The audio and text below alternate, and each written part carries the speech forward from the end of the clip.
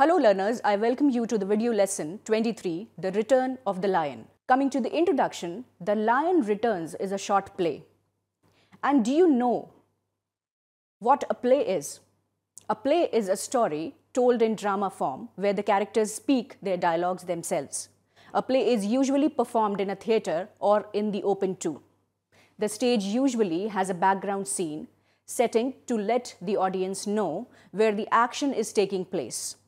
The modern stage sometimes does not have any elaborate settings. Actors use some simple props to convey the sense. The audience is engaged through the way the actors get into the characters and use body language, expressions, intonation, and emotions to convey whatever feelings or moods they wish to convey and tell the story through dialogues and interaction with different characters. The Lion Returns is a historical play based on Chhatrapati Shivaji's life and struggle to keep the Mughals at bay. Shivaji was a great warrior and just ruler who consolidated the Maratha kingdom. He is one of the most honored kings till date because of the exceptional way in which he protected the vulnerable people. Although he fought many battles against the Mughal emperor Aurangzeb, but in life he believed in practicing religious tolerance. He is known to have protected Muslim women, mosques and tombs. The army has an infantry unit known as the 14th Battalion of the Maratha Light Infantry Regiment, which traces its origin to Shivaji's army of the 18th century. The battle cry is, Bol Shri Chhatrapati Shivaji Maharaj Ki Jai. In Mumbai, the railway terminus and airport have been named Chhatrapati Shivaji Maharaj Terminus and Chhatrapati Shivaji Maharaj Airport, respectively, in his memory. The word lion in the title is metaphoric. It refers to Shivaji, the great king, the great ruler, who was as brave as a lion in a war. Coming to the objectives of the lesson, learners, after completing this lesson, you will be able to read and enjoy a play, assess how war affects ordinary people, conclude that a good leader is responsible for his people and state, value the sacrifices a mother makes for her child, write a diary entry, list the characteristics of a good administrator, and recognize the adverbs of manner, time, and place. Learners, background information to the play, which is very much necessary over here. The brave king Shivaji led his Maratha warriors to fight many battles against the Mughal army and defeated them. In one of the battles, Aurangzeb, the Mughal king, captured and imprisoned him. What do you think happened to him? And how do you think Shivaji's family felt when that happened? How did he plan his escape? Why was his escape necessary? Why was the escape necessary over here? How did this news affect his brave soldiers? Learners, coming to the characters in the play, Shivaji, the ruler of the Marathas, Jijabai, Shivaji's mother, Mantri, Shivaji's chronicler, Sachiv, the secretary, Ramdas, a poet, Shivaji's teacher and companion, Soyabai, Shivaji's wife and Sambhaji's mother, Pandit Rao, Sambhaji's foster mother. Coming to the setting, learners, the setting is officers of Shivaji's court, an attendant in Maratha uniform, a room in the fort of Rajgarh near Pune, Jijabai, Shivaji's mother, is sitting on a small throne. She is surrounded by officers of the court. Among them are the Mantri, the Sachiv, Pandit Rao, and the poet Ramdas, who has an open letter on his knee. In a corner, Soyabai, Shivaji's wife and Sambhaji's mother, is sitting quietly, and by her side is Sambhaji's foster mother, who is an older woman. The two of them are talking softly. So this is the setting. Learners, let's read the text of the full play once through. Learners, I hope by now you would have read the play The Lion Returns as at least once, and that you are familiar with the story. If not, please read the text on your own. So, the lesson is The Return of the Lion. Learners, let us understand the text 23.2.1 part 1, and you may read from the lines, Officers of Shivaji's court 2 is going to return to us. There is a famous quote, uneasy lies the head where wears a crown. This quote was originally a line from Shakespeare's play King Henry IV Part 2, but it has become so famous that it has become proverbial. Another way of saying the same thing is that the crown comes with thorns. In simple words, it means that a person who has great responsibilities, such as a head of the state, an organization, and nation, or a king, is always worried and therefore cannot get sound sleep. His life is always full of responsibilities and challenges. He has opportunities too, which he must exploit to their fullest. In the course of his life, he has to face lots of ups and downs. He also has lots of friends, admirers, and enemies, both within and without. A true leader is always committed to his mission. Come what may, they must achieve their goals and keep trying their best till they achieve success. In part 1 of the play, The Return of the Lion, the situation is extremely tense. Jijabai, the regent of Marathas, in the absence of Shivaji, has received a letter from Agra containing the news that Shivaji was dead. Jijabai, despite of being a mother, receives this news as a responsible regent and does not want it to be disclosed. When the scene opens, we find Ramdas reading out the contents of a letter sent by Aurangzeb from Agra disclosing that Shivaji was no more. Jijabai rubbishes the contents of the letter and refuses to believe that her son is dead. Jijabai is not only brave and composed but also intelligent. She suspects Aurangzeb of playing a cunning trick on them by sending the letter. Aurangzeb had no ethics or values. He was known to have made false promises a number of times without fulfilling any. When Ramdas tells her that the promises were not made by Aurangzeb but Jai Singh, she quickly reminds him that Jai Singh will say whatever he has been ordered to say because now he is a slave of Aurangzeb. Mantri, another minister, then reminds them that Aurangzeb had laid traps for them everywhere. He also discloses that Bijapur was about to strike and that discontent was beginning to spread amongst their men. He feared a revolt from them. The situation was getting more intense and grave because there was no news about Shivaji. Sachiv, who had been standing there, pointed out that the letter said that Shivaji is dead, but it does not say how he died.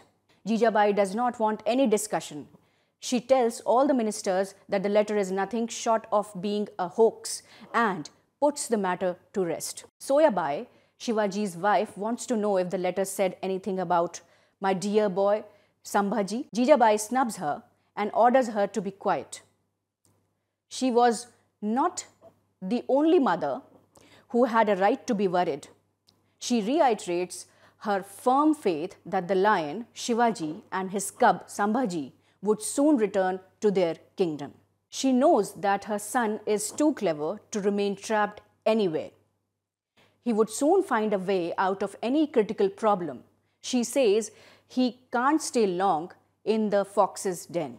She finds a solution to the anticipated unrest in the forces and tells Mantri to raise the pay and increase the rations of the soldiers. She even asks him to send useful gifts to their wives and sweets and toys to their children. This expense would be met from her personal account. She understands how important it is for the morale of the forces to know that the leader is safe. So she tells Mantriji to announce that the Raja is at Varanasi and will return before long. These were also times of blind faith in pundits and astrologers, So she gets another announcement made to the public saying that all the great astrologers at Varanasi have studied Shivaji's horoscope and predict that nothing can stop him from becoming the lord of the whole of Maharashtra. In this way, she tries to keep the soldiers and the priests contented and happy. She addresses all her courtiers as friends and pleads with them not to talk about Shivaji's death. She reiterates that the boy will return. All men raise slogans of Raja's mother will live and so on. Jijabai then tells them that tomorrow, the next day, she will say her special prayers to their family deity, for it was she who blessed him with this child. She turns to Soyabai and reassures her that both their sons will return soon. Learners, now come to the part 23.2.2, that is part 2, and you may read from the lines footsteps and a slight noise outside to long live Maharashtra. In the last section, we see that though Jijabai cannot afford to be weak as a regent, her motherly instincts are also quite strong. She does show streaks of emotional weaknesses as a mother. In this part of the play, we see how eager Jijabai is to see her son alive. The news of his death was definitely upsetting, even though she rubbished it all as a hoax. Somewhere in the corner of her heart, she was having a lurking fear. She wears an outward exterior, which is brave and detached.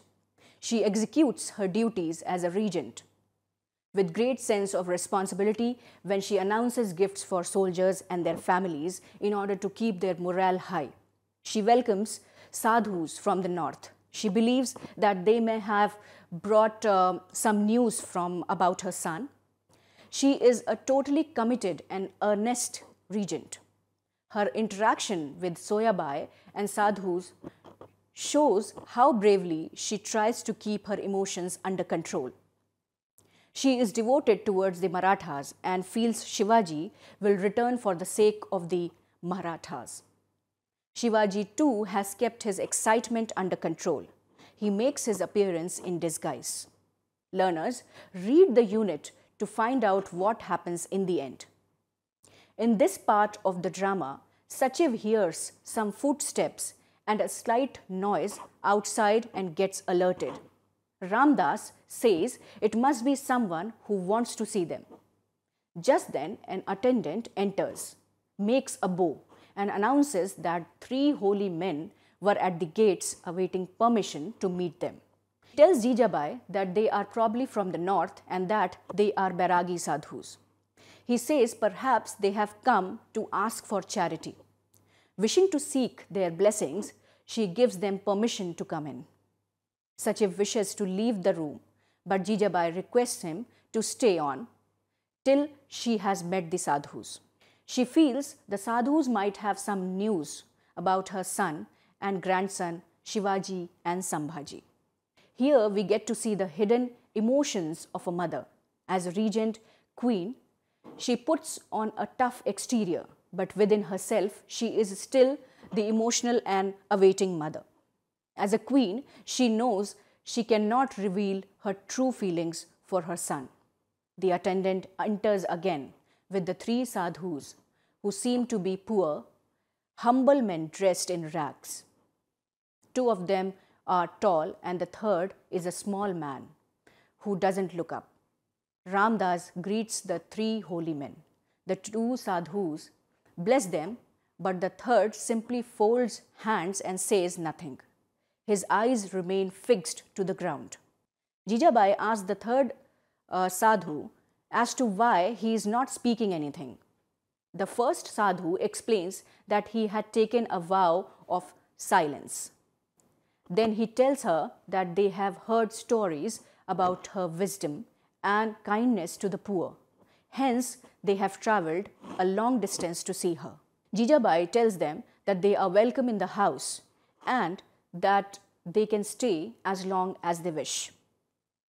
The second sadhu tells her that whilst they were at Varanasi, they had heard about Shivaji being in Agra at the time, and that you were taking care of the matters of the state in his absence.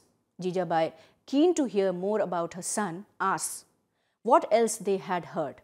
The second sadhu said that they had also heard from some horsemen that Shivaji had been taken prisoner. Jijabai immediately reacted and said, "The lion won't stay long in that dirty den." She asked for more information. The first sadhu said that was all they had heard. He said that since they were men of peace and spent most of the time in temples and lonely places, they were not able to gather any information. Jijabai agreed that holy men had nothing to do with the war and fighting. She then seeks their blessings and says she is dying to see her son. Again, the first and second sadhus bless her. The third does nothing. Why do you think the third sadhu did not want to react? Any guesses, learners? Well, the suspense is revealed in the next few lines. Jijabai looks at him and tells him that if he did not want to bless her, he may curse her. She was ready to die cheerfully, but she could not live without her son. The sadhu falls at her feet. Jijabai passes her hand gently over his face. She immediately gives out a cry of surprise mingled with happiness. "My son, my son, my son has come back. The Lord of Maharashtra has come back. The lion has come back from the fox's den." She recognizes him instantly and hugs him tightly. There are cheers of "Long live Shivaji" in the hall. Shivaji gets up and says, yes, Shivaji has escaped from the fox's den and the vulture's claws. I have come back to my mother, my friends, and my people. Soyabai nervously asks him if he has left their son behind in the hands of the enemy. Shivaji assures her that he is safe with friends and asks her not to worry and that he shall be with her in a few days.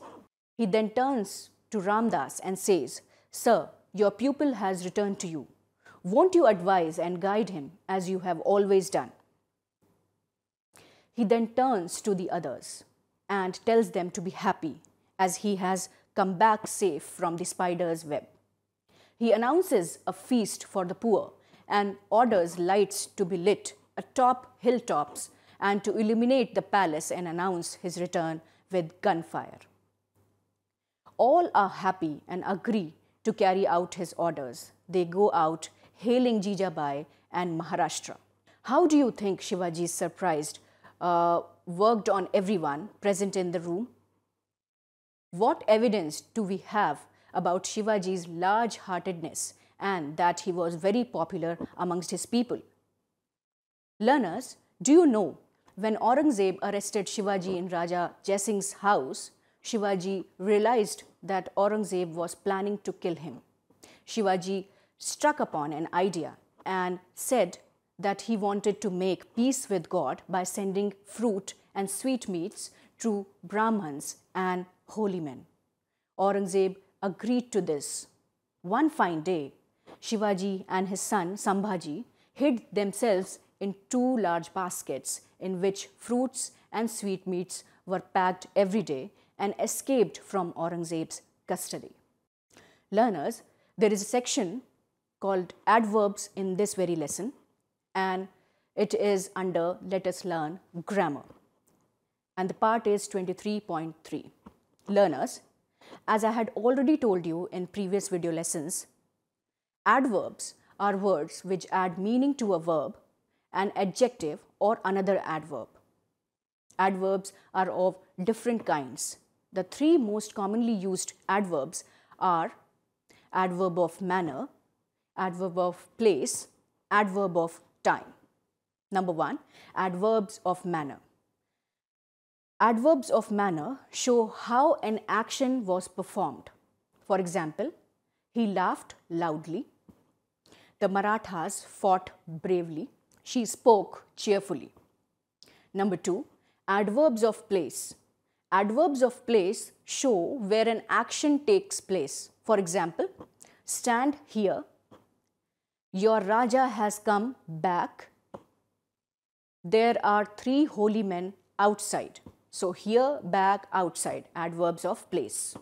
Number 3, adverbs of time. Adverbs of time show when an action is performed. For example, he comes here daily. We will give a feast today. They arrived a few minutes ago. Daily, today, ago, adverbs of time. Learners, there is an exercise in your book, that is exercise number 1. Choose a suitable word from the brackets and use it in the correct form to complete the sentences. For example, she laughed, and there is an option given in brackets, if you can see that, happy, oblique, slow. She laughed happily. Number 2, the man stared dash at the boy who broke the window, and the options given are kind, oblique, stern. So the answer is the man stared sternly at the boy who broke the window. There is an exercise number 2. In this exercise, you need to write the word which is opposite in meaning of the given adverb. We call opposites antonyms also. There are 2 words given in the brackets against each word. Tick the correct antonym. The first 2 have been done for you over here. The words in bold capitals are your answers. You complete the rest of the exercise yourself, learners. For example, happily, sadly, oblique, seriously. So, antonym of happily, sadly.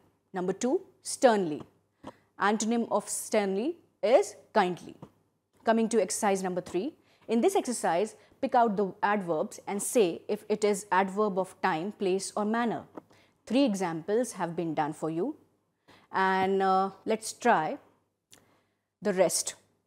And the 3 examples which are there in the book and which have been done are: we woke up early, that is time. The railway station is far away from the house, from his house.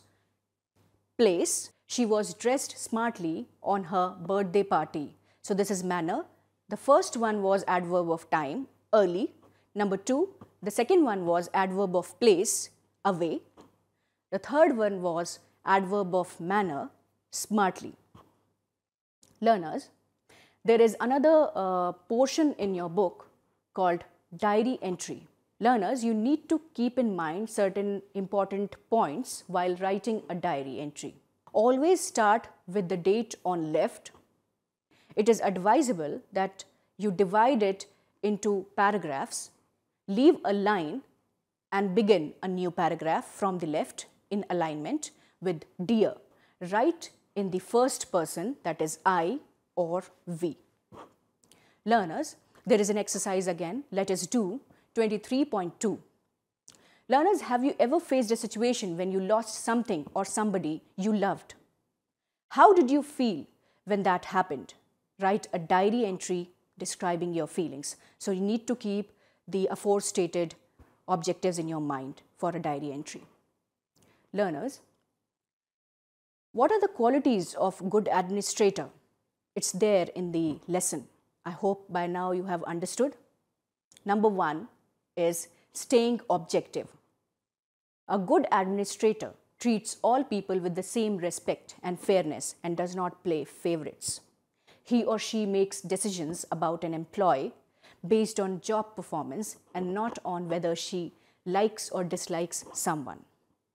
She or he handles each problem with objectivity and does not allow personal feelings to dictate her or his course of action. When a situation requires discipline, she ensures that the action she takes is consistent with similar cases so that no one can accuse her of favoritism. Number 2, providing motivation. An effective administrator is able to provide motivation to his staff to perform beyond your institutional standards or company standards. To achieve this goal, a good administrator must know the strengths and weaknesses of his employees. He must praise an employee and give recognition when an assignment or project is executed well and find tactful ways to bolster areas that need improvement. A good administrator must also find creative ways to keep morale high, whether it's arranging after-work gatherings or providing incentives and bonuses for exceeding goals. Number 3, keeping communication flowing. Good communication is not just expressing a viewpoint clearly, but also requires listening to what others are saying. A skilled administrator speaks clearly and ensures that her words are specific so there is no confusion. She should listen to everything an employee tells her and write it down to avoid misunderstandings if the issue comes up in the future. Keeping an open door policy is an effective way to help employees feel comfortable in expressing honest opinions. Mentoring others. An effective administrator doesn't keep aloof from employees, but rather seeks a mentoring relationship to help them move up the corporate ladder or in any career. Mentoring requires a willingness to share past experiences and insider tips that only come from having been in the same position as the employee. It's also important to exhibit kindness towards employees and remember that they have lives outside the office too. Good administrators don't overwork their employees and they make all allowances for personal situations which may require flexibility. Learners, with all this, here we come to the end of the lesson. I hope that you have understood the lesson well. Learners, you are required to read the lesson twice or thrice to reinstate the ideas you have learned. Learners, I also request you to read the lesson in the book before writing the exam. I wish you all the best. Thank you.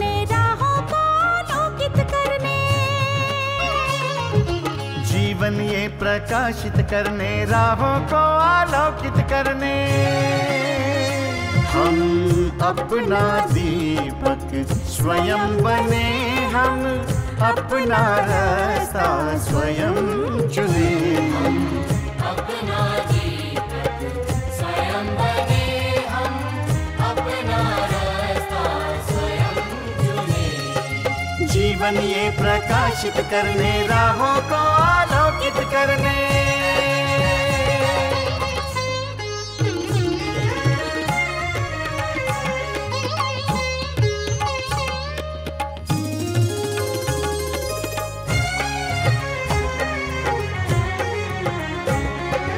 धन साधन समय की सीमा से विद्यालय जो मुक्त हो धन साधन समय की सीमा से विद्यालय जो मुक्त हो